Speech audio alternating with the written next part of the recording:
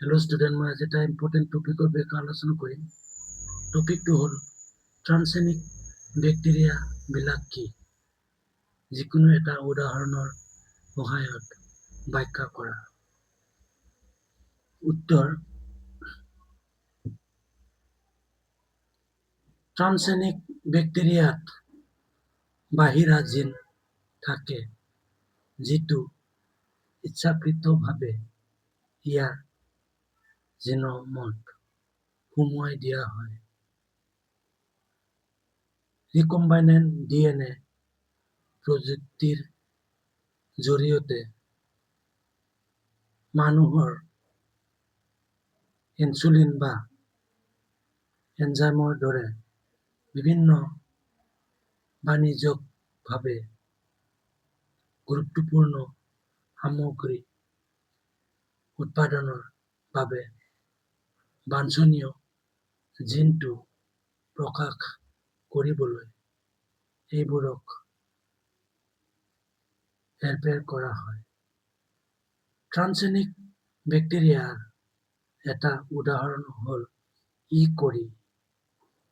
এই ই. কলি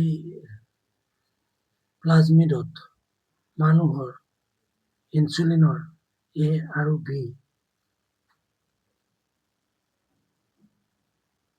শৃংখলৰ সৈতে জড়িত দুটা DNA অনুক্ৰম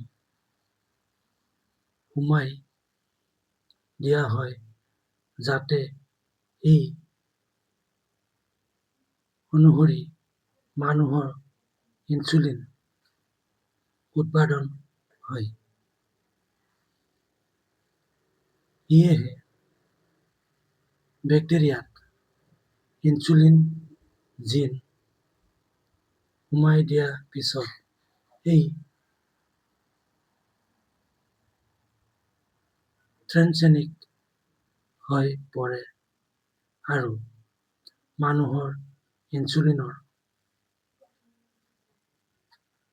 শৃংখল উৎপাদন কৰিবলৈ আৰম্ভ কৰে। পিছত এই শৃংখলবোৰ ই. কলিৰ পৰা নিষ্কাশন কৰা হয় আৰু মানুহৰ ইনচুলিন গঠন কৰিবলৈ একত্ৰিত কৰা হয়। এতিয়া এনচাৰটো ধুনীয়াকৈ লিখি লওঁ।